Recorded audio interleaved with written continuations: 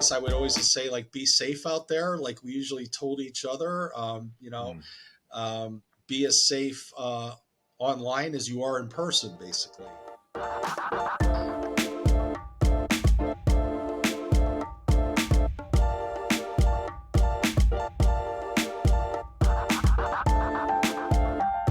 Welcome to Needle Stack. I'm Jeff Phillips, and I'll be your host for today's episode. I'm Aubrey Byron, a producer on Needlestack.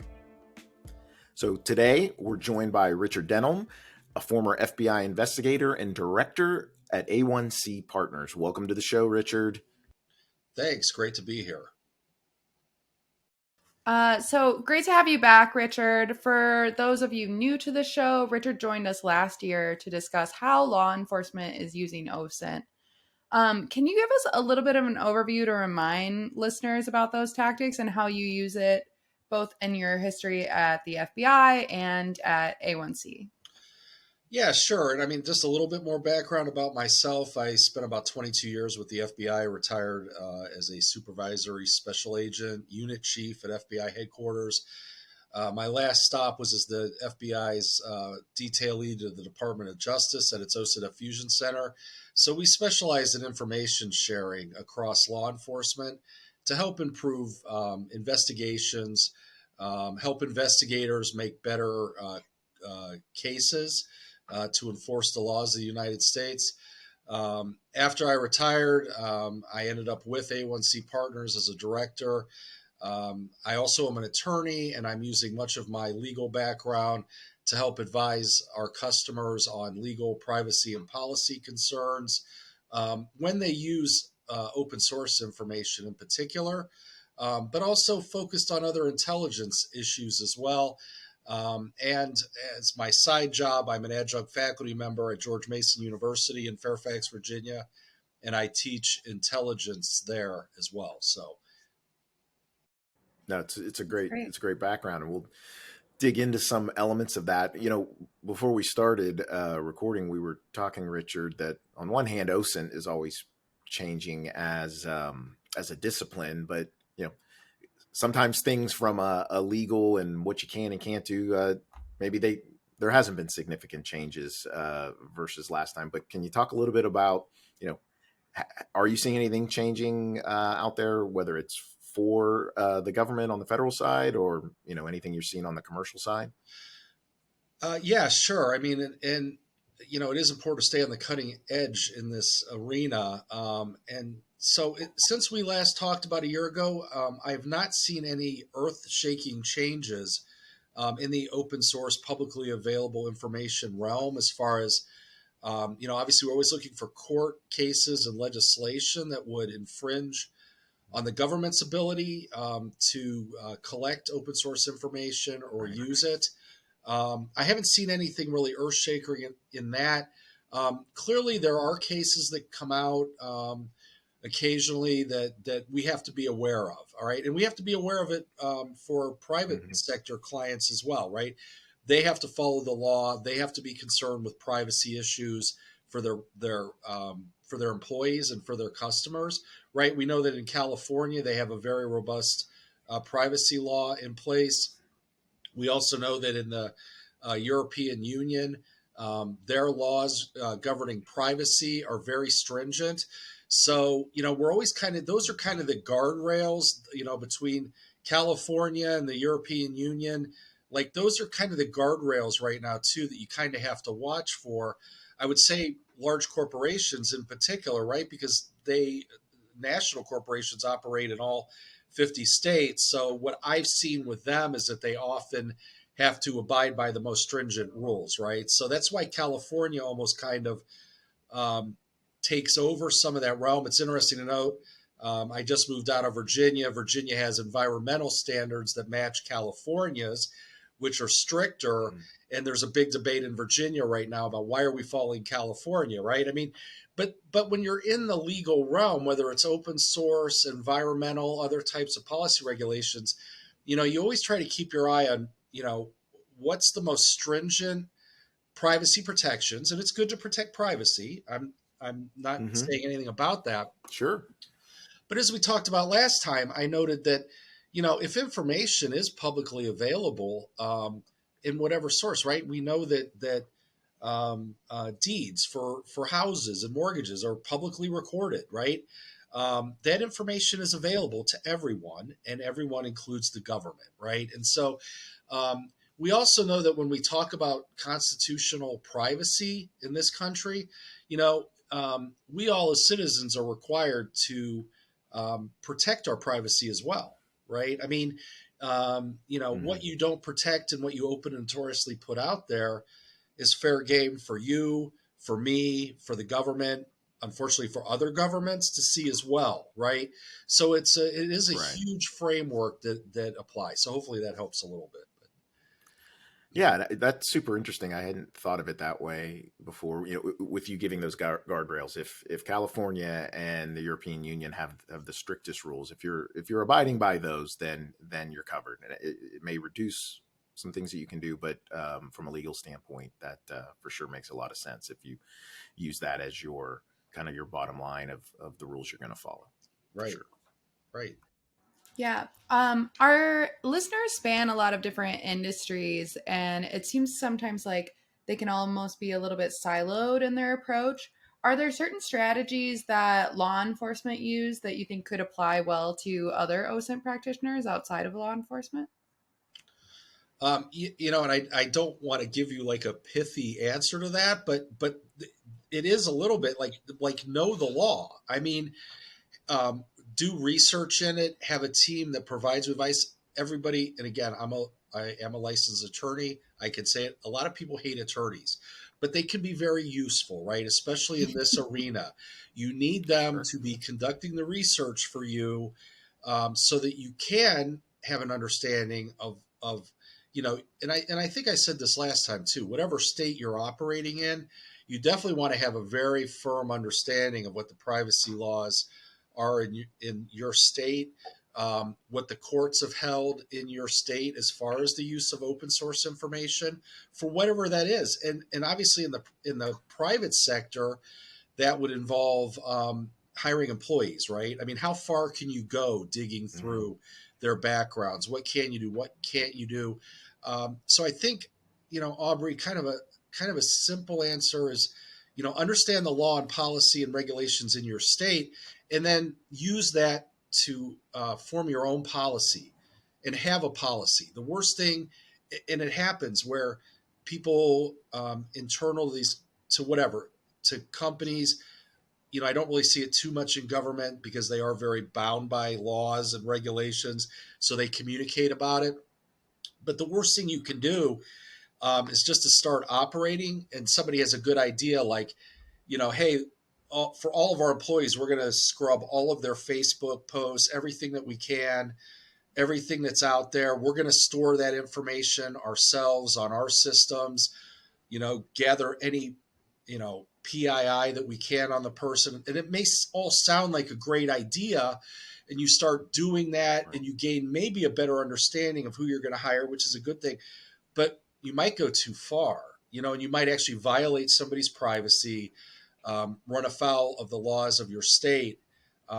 So, we in the privacy realm too, when we look at these, there's a lot of discussion of retention policies, right? So, for example, you need to be aware that if you have a potential employee and you collect information on them, you better have a policy, and you better have it written down and reviewed and understood how long you're going to retain that data.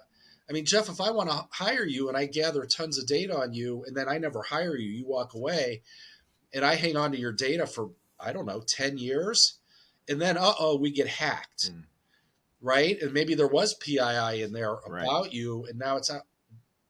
That may create liability for your company, right? So again, it's an idea of talking through this, having a team of people, again, teaching at George Mason, constantly talking about collaboration in the intelligence realm.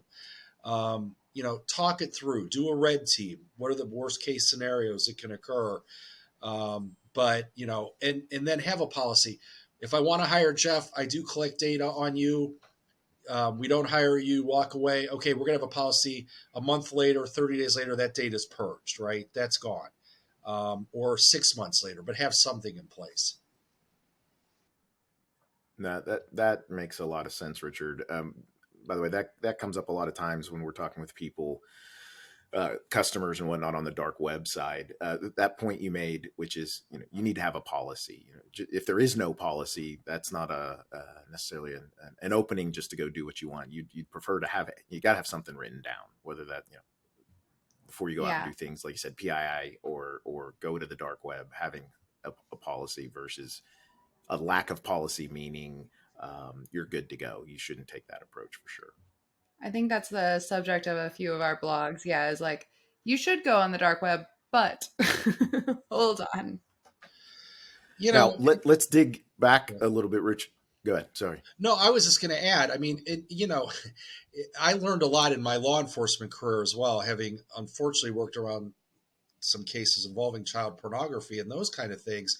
And that kind of data, when you talk about dark web, I mean, you could start stepping into some of that stuff, and you don't want to be accessing that information or collecting it or having it on your computer. I mean, we had to put in place very stringent standards on how to handle that material. I mean, you know, as agents, you're collecting evidence, right? But if you're dealing with that type of evidence, you have to take extra precautions because it's very easy to become a disseminator of it, even unintentionally. And there's really no loophole for you, even as a federal agent. Um, if I hand it to another agent, that technically could, or I hand it to an AUSA and I'm not careful, that technically could be dissemination. So there's a lot of trips and traps out there. So Aubrey, when you bring up the dark web, there's a lot of nefarious things that are occurring in there, and you better have an understanding of what you're dealing with, because even the good folks can step into stuff that can get them jammed up. So sorry, Jeff, go ahead. I know you have another. Absolutely. No, sure. No, it's great advice. Well, let's go back, George Mason University, and recall you being a professor there. Can you remind us, what's the curriculum that you teach? Has that been evolving at all? And just to give you some backdrop, we've had 2 or 3 guests now this year that are on the academic side, so it's really interesting to see what's going on with OSINT and intelligence as we educate the next level or the next generation of investigators out there through college.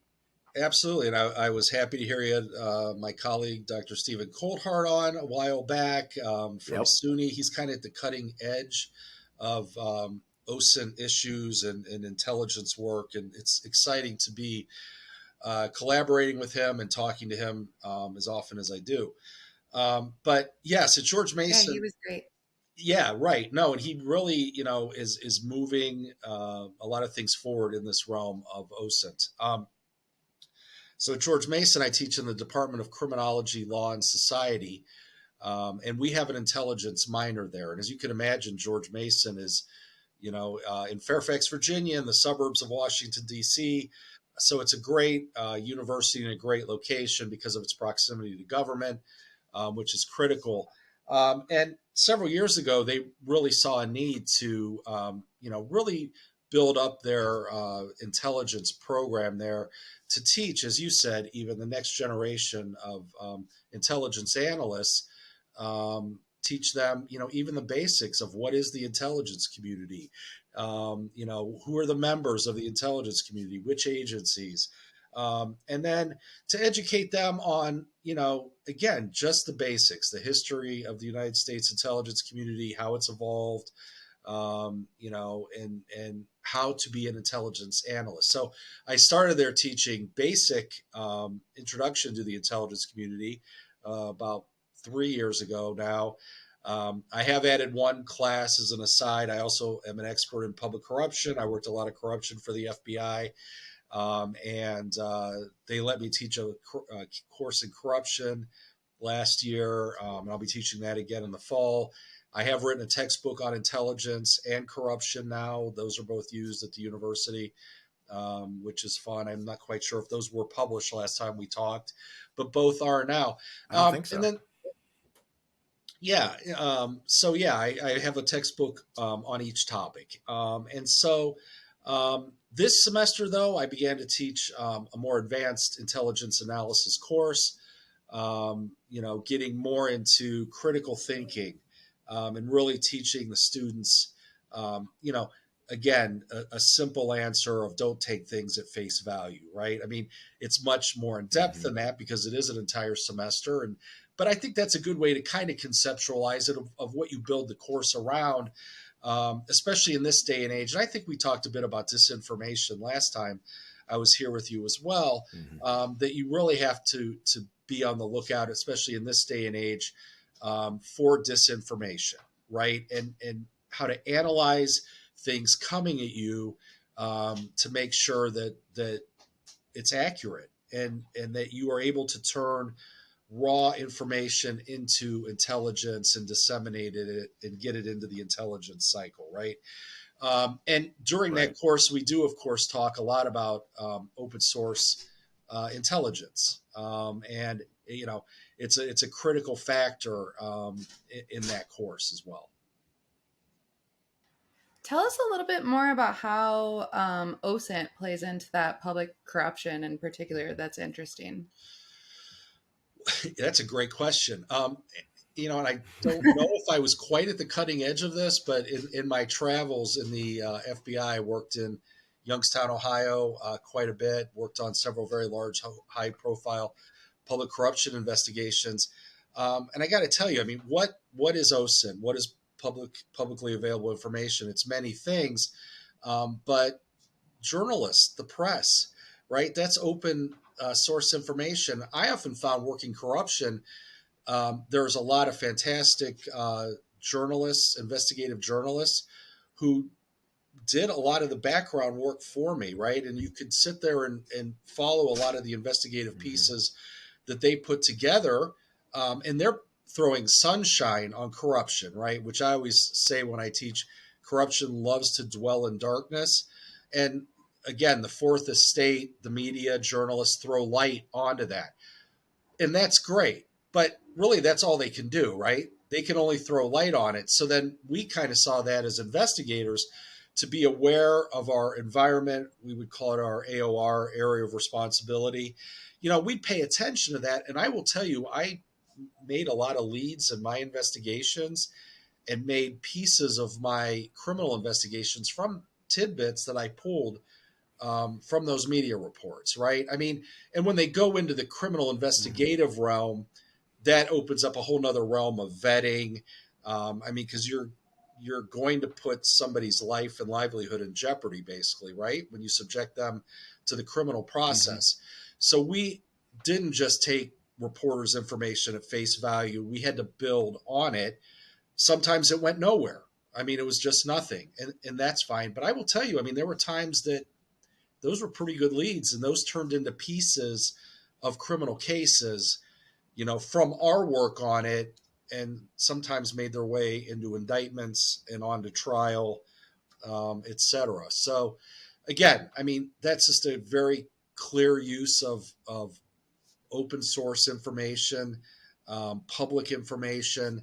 Um, you know, we read too, right? As federal investigators, I don't think anybody would want us, you know, you know, and again, it kind of fits into this open source work we talk about now. Just play this out. We want to protect privacy. We do protect privacy, but I mean, argue with me if you would like. But would you like law enforcement or government to have people out there publicly saying, "I'm, going to fly planes into buildings," and then we do nothing about it, right? We know that those Sure. mistakes were made and those mistakes can't happen again, right? I mean, we're all human. There's mistakes that continue to happen. We see that every day as well. But, we need to be paying attention to, if you're in law enforcement, and they do, and I did at the time.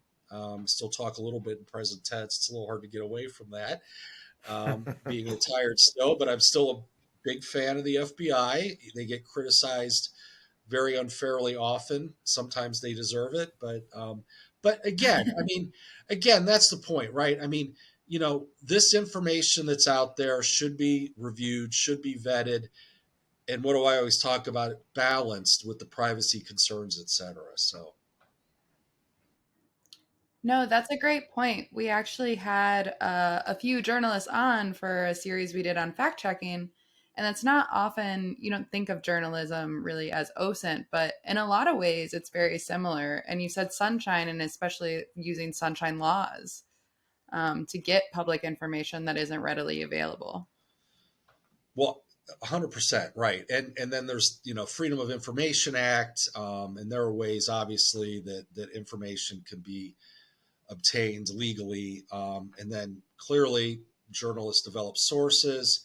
And clearly that's what when I was an FBI agent, that's what we were supposed to do, right? Develop sources, vet those sources, develop leads and information and cases from that. And we talk about that in the courses at George Mason as well. Human intelligence, right? I mean, it's the best intelligence.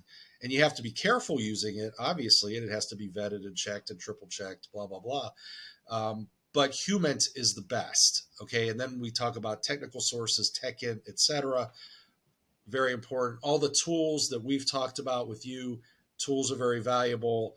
You can use them to gather information and move things along quicker, organize information. That's clearly important. So, but it all goes back to human. I'm saying that. So it's very important. And Yeah. I don't want to lead you guys too, but you were kind of asking before, as far as I thought, as far as how we as investigators would look at OSINT, how it would factor into investigations, et cetera. I think that kind of describes it, between the media, the journalists that we use for cases, and then actually doing open source research in the government ourselves. So, keeping kind of on this topic of, I guess the way I'm going to ask this turns into OSINT, but we've from your FBI days, we seem to have seen more intelligence disclosures on behalf of the government intelligence community, especially in the run up to the Ukraine. So, where they were taking where intelligence was being shared openly. What are your thoughts there? Do you see a larger shift toward maybe there's less classification and more public disclosures of that kind of analysis, or was a very unique situation? What are your thoughts about that less classification and disclosure of some of the intelligence community information? That's it. That's interesting. I wouldn't frame it up that way. I don't think there's less classification. Okay. Maybe there's less emphasis on people following the rules. Maybe how I would frame it up a little bit more.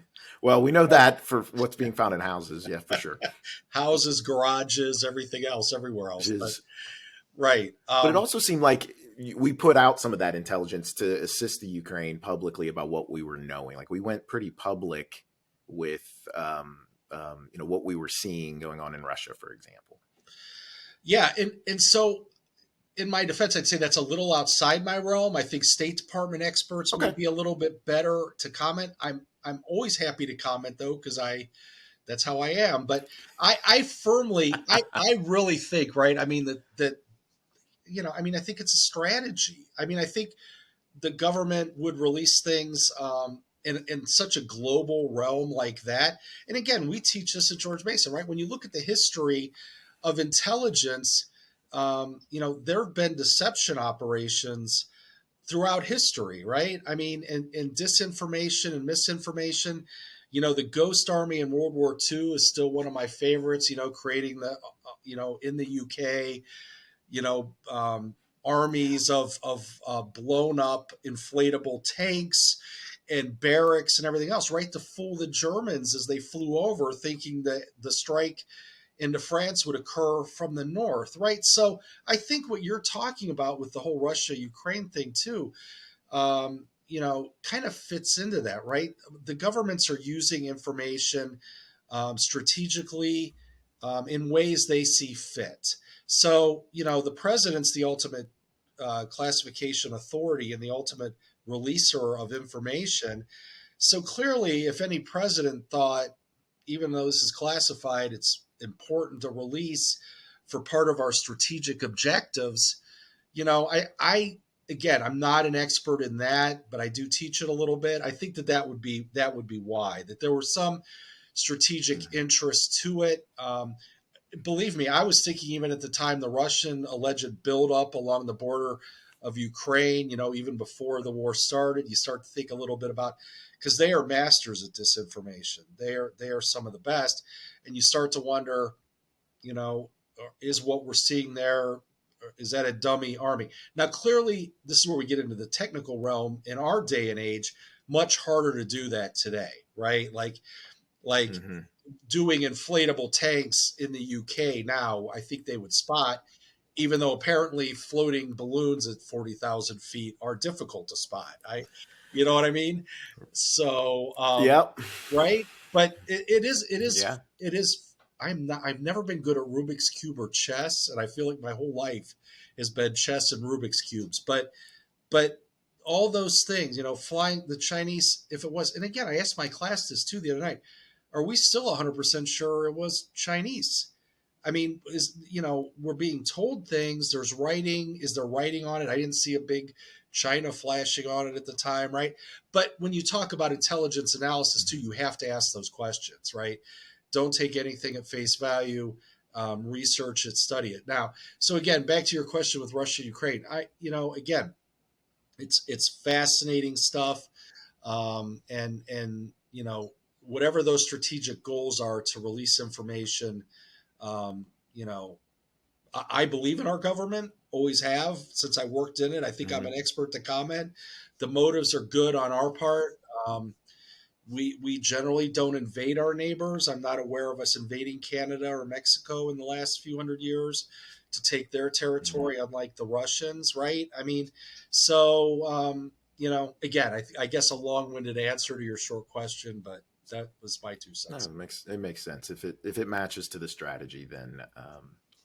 But you're not seeing anything like, oh, we're going to release a bunch more. It's going to depend. It'll depend if in the future if another scenario arises where releasing what is considered classified information is useful to our approach. That makes sense. And I think that I would argue that that's extremely extremely rare, because the whole idea of Mm-hmm. classifying information is to protect government information, because releasing it, again, teaching the students at George Mason, we talk about top secret, secret, and unclassified. Those have real meanings as far as the potential damage to the United States, right? And releasing top secret data would pose tremendous damage to the United States if it's released. That's why we classify it at top secret level, so it's not released. So the overall general rule, Jeff, is that that information is not going to be released, and if it is, that's also in the realm of the FBI to conduct potential criminal investigations, definitely counterintelligence investigations, Right. etc. Richard, you mentioned, how those newspaper scoops could be a good lead for FBI investigations. We've talked a lot about the recent influx in sort of amateur Twitter sleuths participating in OSINT online, and sometimes this can do a lot of good, such as helping to geolocate or debunk photos in Ukraine, for instance, but it can also go off the rails, such as making false accusations in the case of Moscow, Idaho murders. What do you think the relationship is right now between law enforcement and these sort of amateur researchers? Again, a great question, and when you first posed that to me a while back, it generated a lot of thought on my part, which is always a good thing. And I've really gone back and forth in my mind about it, but I think where I land overall is, from a law enforcement perspective, we want information, we want sources. Okay, so we're going to be listening, and we were listening, and they are now, I'm sure, in collecting that information, but then vetting it again, right? That kind of is the theme of the day. It has to be vetted, because there are times that those Twitter sources you talk about are really good, like they really are onto something and it's valid. But just like I mentioned with the kind of the journalism aspect for corruption, et cetera, to start digging, you got to vet it, right? Because their standards are lower than ours, frankly, right? I mean, they need to be truthful, or they're going to get sued, for slander, defamation, whatever. But in the government, and when you're doing criminal investigations, it's a higher standard, right? Because if you're doing a criminal investigation, you're planning to take something to trial, right? You're not just doing it for fun. And so your ultimate objective is, that if you get to trial, you have to prove beyond a reasonable doubt that somebody committed a crime. And that standard, in front of 12 jurors, you have to convince them all, right? And it can be tough, and it takes a lot of work. So again, it has to be vetted even more. So you may take one source, but I would want to talk to 5 or 6 more sources around that person to verify the information. And so with somebody from Twitter who's providing information, using the comment, you take it with a grain of salt, is a very valid term, I think, very practical.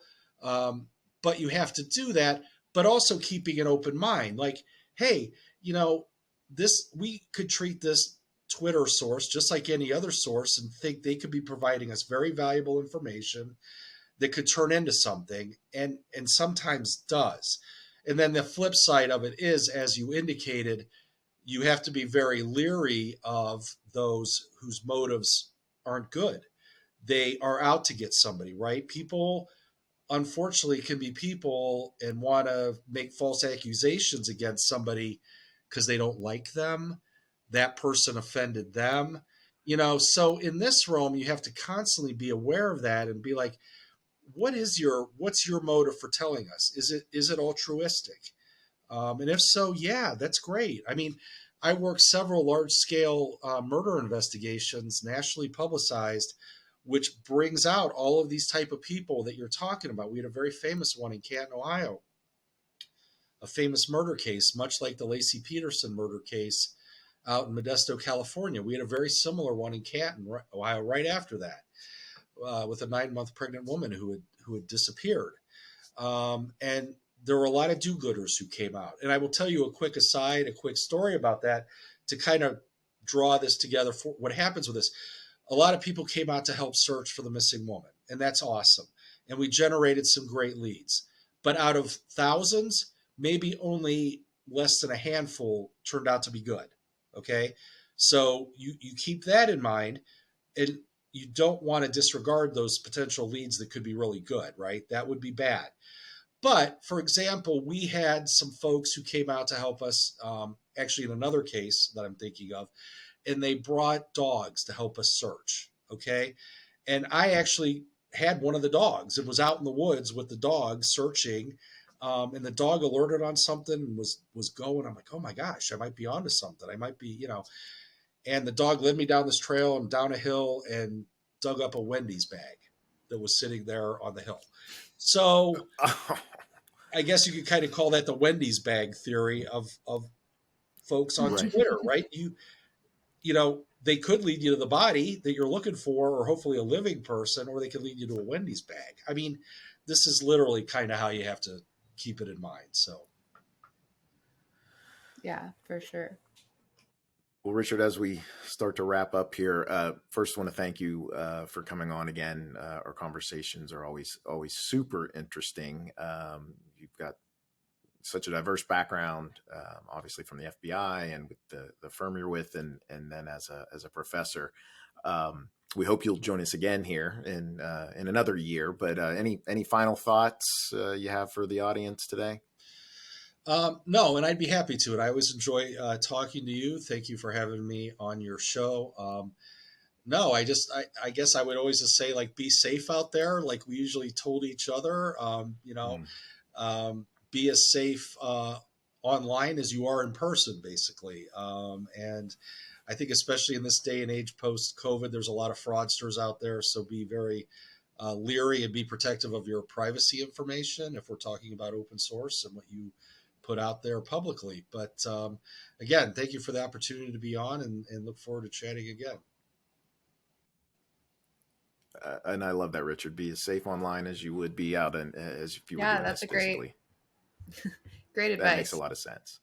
Thank you. Well, again, thanks to our guest, Richard Denholm, for joining us today. If you liked what you heard, you can subscribe to our show wherever you get your podcasts, watch episodes on YouTube, and view transcripts and other episode info on our website, authenticate.com/needlestack.